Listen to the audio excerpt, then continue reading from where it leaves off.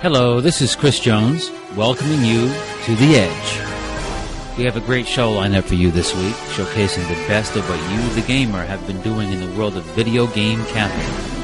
So without further ado, let's crack on with the show. Okay, right now we're going to be doing the Guitar Hero World Tour instruments review for the Wii. First thing we're going to do is the guitar. Guitar is pretty much about the same as the Guitar Hero 3 guitar. The only thing new is the bigger whammy bar, drum bar, start bar. Yeah, it's basically different, but the frets and the strum bars, when you strum it, it feels the same. One thing you notice is this touch screen, this touch strip. It's not really as good as you think. It's like incredibly hard to use.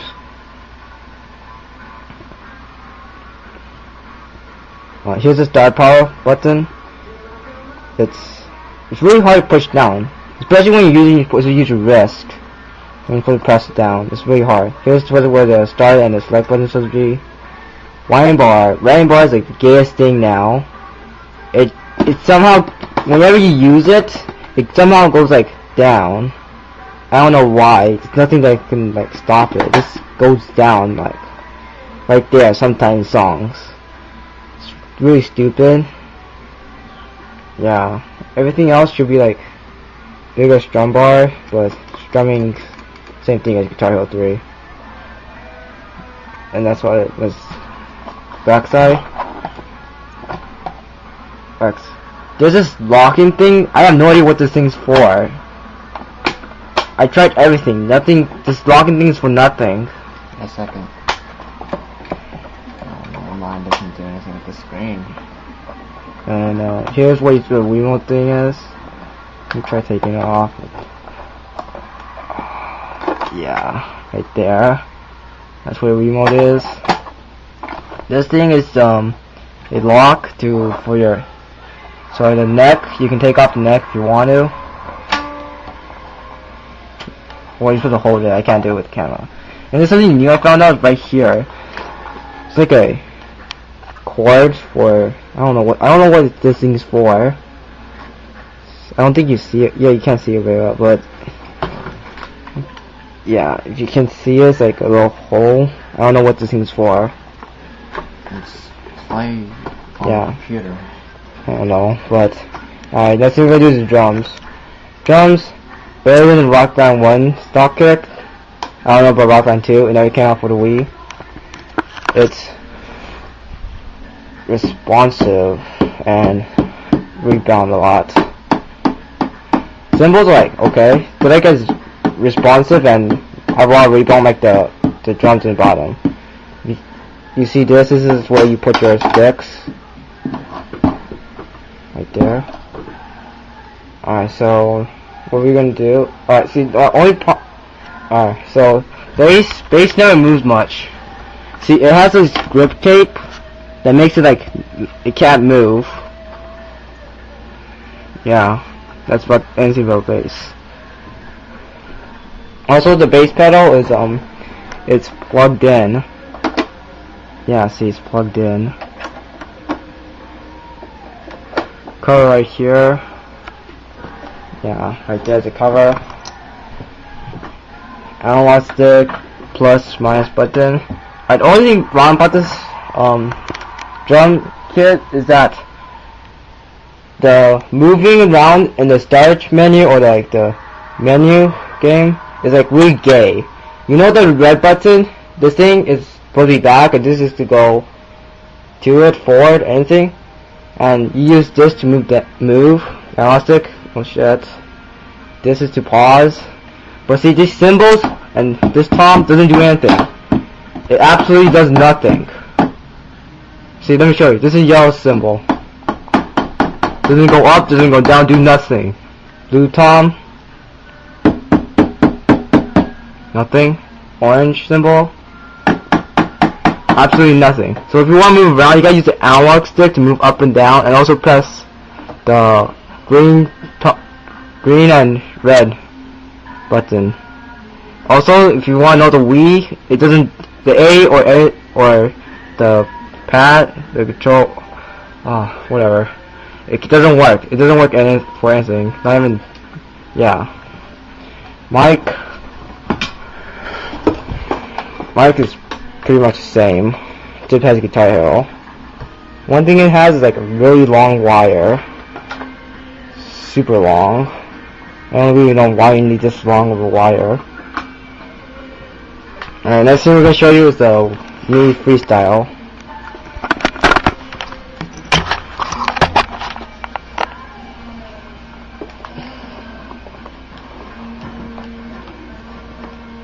Oh, why is it long?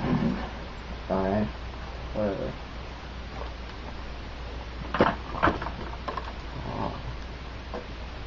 So basically drums, A is your hi-hats.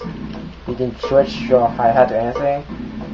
You use the nunchuck, you hit the drums, and now that'll hit the snare. If you want to do a snare roll, you hold C and use the Wiimote and the nunchuck at the same time. Crash is you hold B for a crash. So Z is a tom. You use the Wiimote or nunchuck to hit. Well, nunchuck for the blue, green is for the Wiimote. So.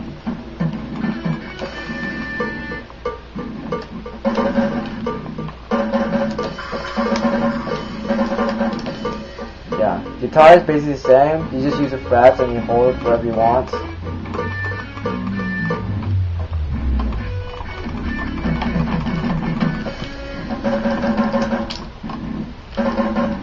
You want to record loops? I never understand what loops does. You press the down button. I really don't know what it is for. It repeats the note you hit. So you stop and then play the loop, and then you can play the drums to that without having anything different. To play bass, hit the bass pedal, you use the Wiimote. Just shake it. And that's about it. And see you guys.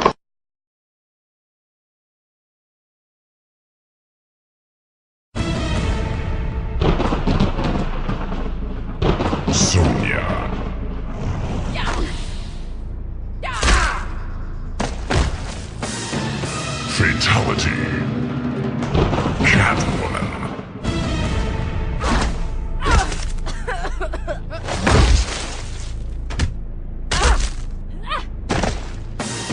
Fatality. Sub-Zero.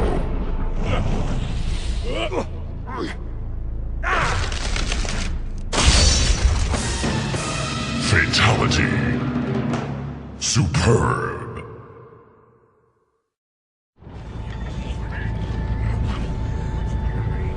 The Hierarchs grow impatient. We can delay no longer. What if the infection defiles the relic? I care not for your little life. Open the relic.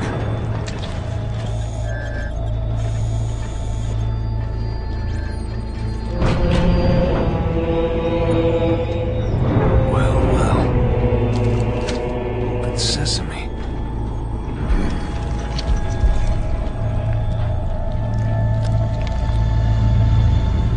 Serena, we need to re-establish Alpha Base before we can proceed with the mission. Captain, the base power system is offline and a lockdown protocol is in effect. If we rebuild, the lockdown will end and the doors will open. That's Captain Cutter and Serena. They're going to be helping us out today. Projection for new base location ready. And I'm Graham Devine, lead writer on Halo Wars. Let's get Alpha Base back up and running. We're going to bring in some pods from Spirit of Fire, which is orbiting above. They're going to come down and seal up and get the base operational again. Station complete. The base is up and running again. We need supply pads built so I can send down materials. Let's build that supply pad and start to get a barracks built as well. This is perhaps what we consider to be the most important user interface element in the game, the circle menu. Supply pad. The command center is online, but it can't house Marines. We'll need a barracks to call in the troops. You can see that barracks is coming up from underground, much the same way that an aircraft carrier deck comes up on an aircraft carrier. We need to establish a larger military presence on the ground. Okay, Captain, we'll build some Marines. Let's start to move around a little bit. Select Sergeant Forge here, one of the hero units, by selecting him with the A button and moving him with the X button. You can see he's driving a Warthog, which is a vehicle from Halo. Moving out. Getting the sound and feel of the vehicles from Halo is very important to get that right in the game. Marines on the ground, sir. Wow, the Covenant really did a number on the base. We're not going to be using that door anytime soon. Another way to be able to select units in the game is to press and hold down the A button. It brings up a paint select, which lets me paint over as many units as I want, and then move them around all at once. So I grab those Marines, move them up towards the working door. The lockdown is lifted and the front gate is opening. I've highlighted the area where Sergeant Forge found the structure. Enemy engagement. I'm going to select all of my units by using the shoulder button here. Rolling. Let's move them out and engage the Covenant. Combat in Halo has a very unique sound and feel to it. So getting down to Halo Wars is also extremely important. Around your position. Looks like You might hear those grunts saying quite a few little funny lines. Take cover of those down Pelicans! Move! On the way. I'm going to move my Marines up there and put them into cover to provide them more protection. Orders. Moving up. Meanwhile, there's two Wraith tanks firing at me. I'm going to take out that second one with a carpet bombing run from Spirit of Fire. I'm going to point it, aim it, direction, and go. Enemy engagement. Taken care of. Send us in. Let's move my Scorpions up, Right away. take out that Wraith. There we go. Hunting for targets. All units. Let's move. Those hunters will take out my vehicles if I don't do something quick. I'm on. Let's finish off that Wraith tank. You bet. Move up further north. I've brought in some Hornets flying up in the air.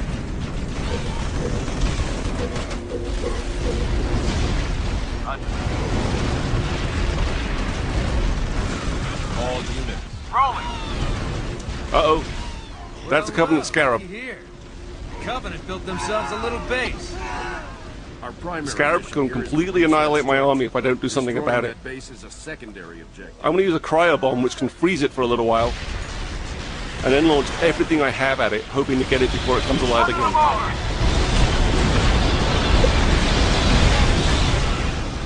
Great, it's down. I'll get them. Let's move in on the base. Covenant bases are kind of like glass houses. Once their shields are down, they're very easy to take out.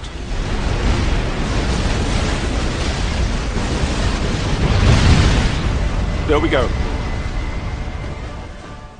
And that's it for the Covenant. But there's one more enemy you're going to be fighting in Halo Wars. The Flood.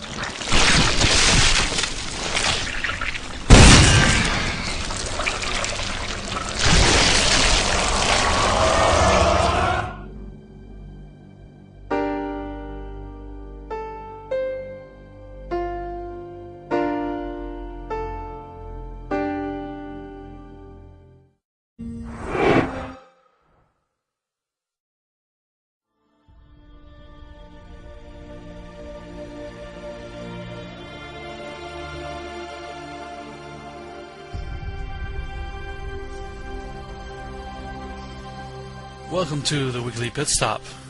But what exactly is the Weekly Pit Stop?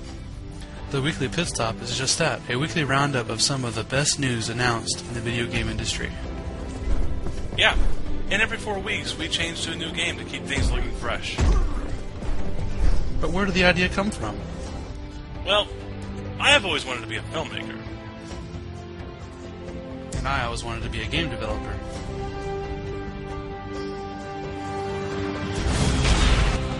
And while we still work towards those goals, Biomonkey was brought onto the Gamers Garage as a writer, and eventually became the head writer.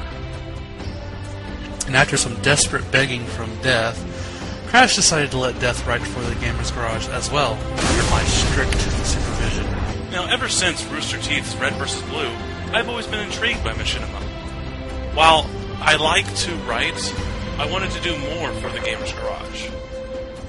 He kept talking about machinima and how we could do news things, which could make things. I don't really listen to him. I decided that we should do a machinima news show. Bio and I discussed it and started brainstorming about the show. We all decided on a name, but Death decided on the weekly newscast. I guess the rule of thumb is that the person with the tools has the last word. You damn right. But I conceded, and now we're the weekly pit stop. Well, whatever the case, we will be here nearly every week delivering you the best in video game news. Until next time, I'm Death Vanquished. And I'm BioMonkey, and we will see you on the weekly pit stop.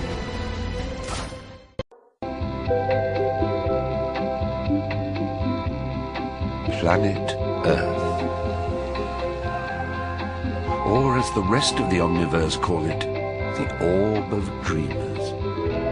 The occupants of which spend so much time asleep and dreaming. Their vast imaginations humming away, charged with creative energy. Where does it all go? Up through a cerebro-umbilical cord where it collects and melds with all the other dreamers' energy. And something wonderful happens.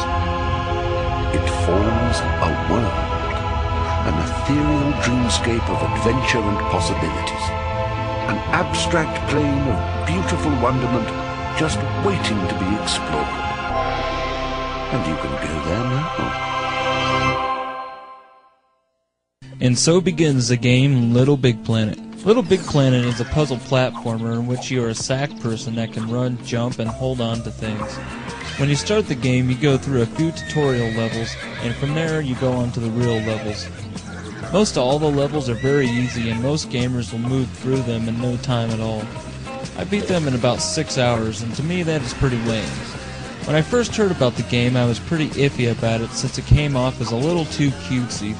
But when going through the levels, I have to say that it was not cutesy to the point that it made it unplayable at all. There is even a scene that will appeal to adults and kids will have no idea what is really up, where you have to go into what appears to be a strip club to drag a character out of a VIP room. One of the main things that you are doing in the levels is collecting items, and all the items go into a menu that you can access by pressing circle. They call this menu a pop-it. The items are various outfits and things to accessorize your sack person with, as well as things for the level creation portion of the game, and stickers which can be used to decorate various things. There are different types of stickers. Some have text, some have various designs, and some you can use with the PSI. Some items require 2 or 4 people to get. Some of the 2-person items are easy to the point that you can just use 2 controllers at the same time to get. Others will have to have 2 people. And the items that take 4 people to get are in the later levels. When you beat a level, it unlocks another level. And if you get the item that looks like a key, it will unlock mini-levels. The mini-levels are also very easy, or as they would say, easy peasy. When you want to select which level to play as, you are in your pod, which looks like a cardboard box with windows cut out on it. And you can decorate your pod with your stickers to make it more to your liking. Another feature of the game is the online mode, which from what little I got to play of it was pretty awesome. And I had more fun with that than the story mode. But the servers have been down, so I wasn't able to capture any footage of the online. And I think the servers being down is total fail, knowing that they had plenty of time to get them up and running, since the game was delayed over 2 lines in the song that they chose and should have researched the lyrics in the song before they even included it in the game. Another feature the game has is the level creator, and since this footage was recorded, I played around with it more, and it is something you really should take time with instead of pumping out crap. Some people have made levels that are just to help you get the trophies, and I think that is kind of fail, because if I get a trophy, I would like to earn it. And from what I have experienced so far, most of the trophies have been really easy to get as it is. As far as rating the game goes, I can tell you right now this is not a 9.5 like IGN is saying. While the game is awesome in the sense that it's something different, it is also way too short. I will not spoil the ending for you, but I can assure you that it is one of the worst endings I have ever seen in a game, and I was not happy with it whatsoever. The end boss is the only boss that you go up against in the whole game, and he was way too easy. The graphics for the game are pretty awesome. But anymore, pretty much every game has awesome graphics, and so with that said, I give the graphics an 8. The sound is good, but there were sounds in the game that annoyed me. Like the sound you get when you're on your last guy. Since the game really doesn't tell you how many lives you have, it instead will play this annoying sound when you are on your last life until you get to the next respawn point. Once you get to the respawn point, you get the lives back and the sound goes away. The songs that were recorded by bands were awesome, and my two favorites are the songs that have been playing in the background of this review. Those songs fit the game perfectly, but the other levels have very basic music that is very plain and common and don't stick out at all. So I give the sound a 6. The controls were set up well in some aspects but failed in others. I like how the jump, grab, and pop it were set up, but I did not care for the fact that I could not change the controls to how I wanted them. And the use of the D-pad for different facial expressions seemed pointless to me. And using the 6-axis feature of the controller for the hip and head movement also seemed pointless. And the ability to move the hands never had a use for me at all. This game also had an auto jump feature that allowed you to jump from things that were either behind you or in front of you, and sometimes it would not work properly, which tells me that the controls are kinda clunky. I am giving the controls a 5. There was just too many pointless features and flaws, and I think they could have done much better. The overall gameplay gets a 4. The game was way too short. The servers have only been up for like an hour since I got the game, and I'm sure they will be up sooner or later, but really all that will help you do is get the items that you could not get by yourself, and even then, who cares since you already beat the game? I mean, sure, they'll help you make cooler things in the level creator, but the level creator was not why I wanted the game. I wanted the game for the story mode, and when I heard there was like 50 levels, I thought for sure this game would keep me entertained for like at least a month. But I am already to the point that I want to sell it off.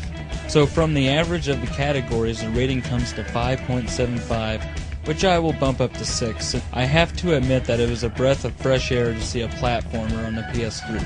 I think this game is a solid rent since most gamers will plow right through the game in no time, and I can see spending $7 or so for that. But really, I don't suggest anybody buys it for the price that I paid for it. I paid $64, and I would have rather used that money towards Resistance 2 or something else.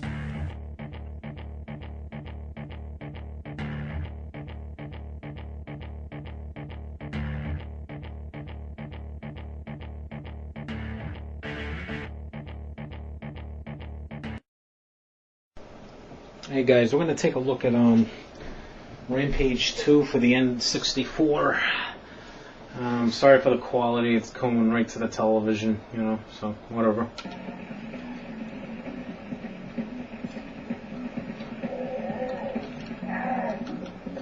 Yeah, good way to start off the game. Pretty much what this game is, you just gotta go around destroying buildings, eating people, you know, stuff like that. Self-explanatory. I mean, if you've ever played a Rampage game before, if you've even played the arcade game from back in the 80s, then you pretty much know what this game's all about.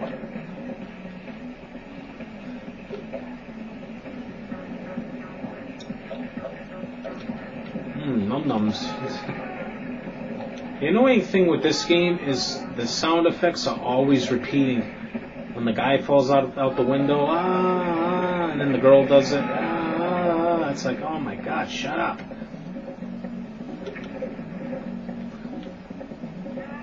You gotta watch out for the fire, because this is, you know, you can get burned real easy. I'm only gonna do one level, because these levels sometimes can be very long, depending on what city you're in.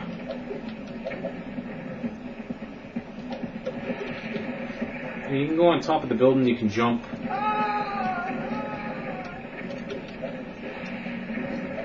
Or you can just punch the building. Whatever's easier for you. You just gotta keep doing this in succession.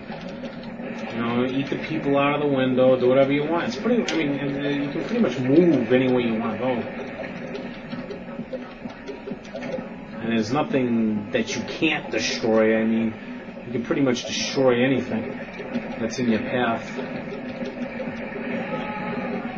Again, if people can't really see this too well, I apologize.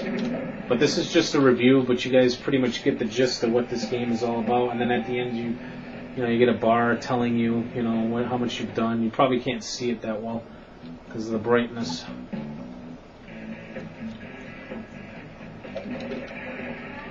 All right, that's gonna. All right, let me just do this. Yeah, watch out for the TVs and stuff like that. You'll get electrocuted or hurt your guy. Anything electrical or even something that's water, you can't eat it.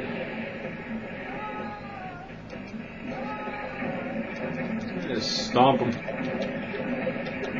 I think this is my favorite character in the game is the one, I guess you would call him a rhino. Looks like a rhino to me. Yeah, he's coughing. I like that. I mean, for a game that's probably about 10 years old, it's pretty good. Yeah, see, like I said, watch out for the washing machine. You're gonna get washed. Not in a good way. You can hit the truck, do this, hit the side of the buildings. Punch the top. I mean, you can destroy a building any way you want. There is no wrong way to do it. Hands up. I don't know what that is. Some guy crawling on the ground. Wow. What the hell did I just eat? I ate a lot of pee. It looks like petroleum. Probably was. I'm still fairly, getting used to this game. I've played Rampage before, but I've played the old arcade game that they came out with back in the 80s. I haven't played too much of this. Okay, Denver's been destroyed, so for those of you in Denver, I'm totally apologize. Alright, that was Rampage 2 for the N64. Take it easy.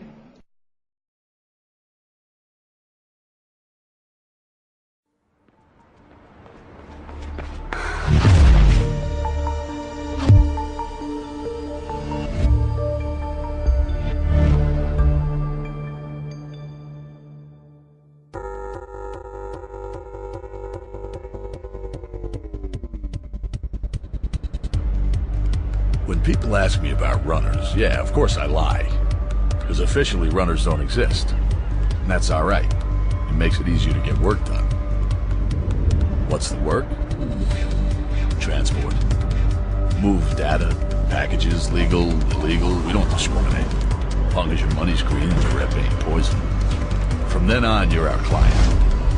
Which makes you a criminal, technically. But 8 out of 10 things in this city are crimes anyway. What's one more? So this is where I come in. I find the work, chop it up, farm it out. The runners do it. It's a tidy arrangement. Everyone gets paid, and no one sees a thing. Now sure, they try, and maybe some poor slob might get a look by accident. That's all they're gonna get, trust me.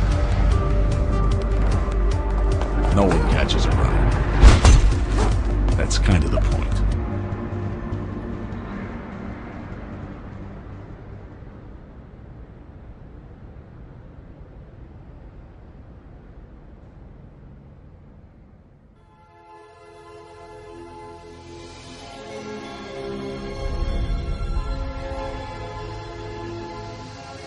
Well, we've come to the end of the show, and I hope you enjoyed it. I certainly did.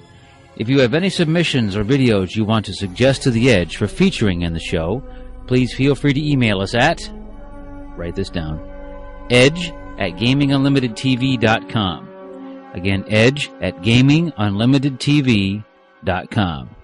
Additionally, feel free to leave us an iTunes review if you have watched this via iTunes, and a comment over at the website, which is, as most of you might know, or maybe you don't, but here it is, www.thetotalgamer.com. That's www.thetotalgamer.com. Also, check out our other great shows, including the weekly Pit Stop, Gaming Unlimited, and The Gamer's Garage. There's plenty of stuff there for you to head on over to that site and check out. So do it today. Do it right now. Do it after I shut my mouth. Anyway, as always, we will leave you with this last video. So until next time, this has been Chris Jones from ChrisJonesGaming.net and the Ultimate Universe mod for Star Trek Legacy, and we'll catch you later.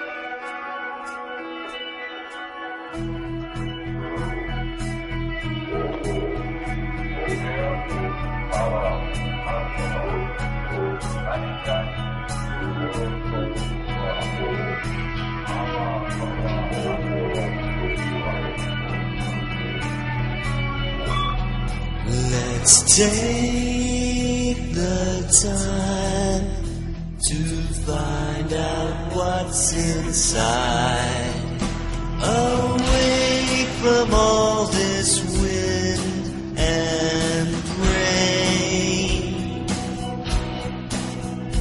The six arrive, the fire lights their eyes, invited here to learn to play the game.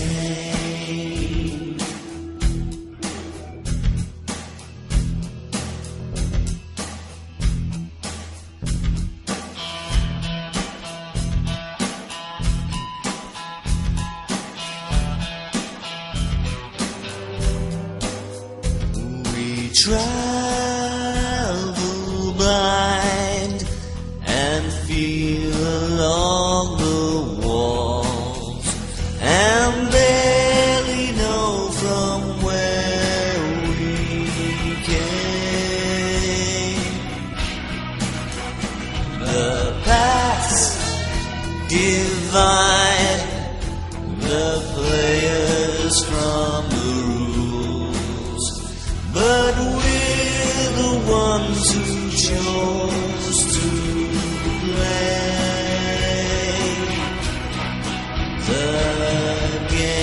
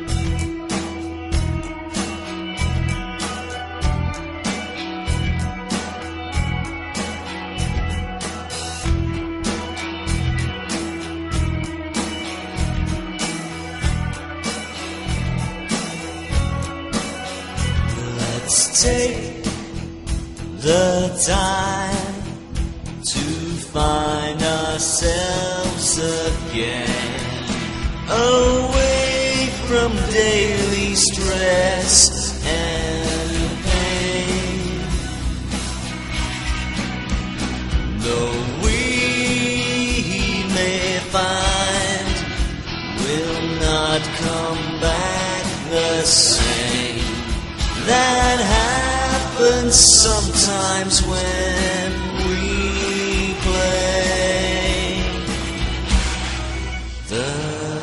again.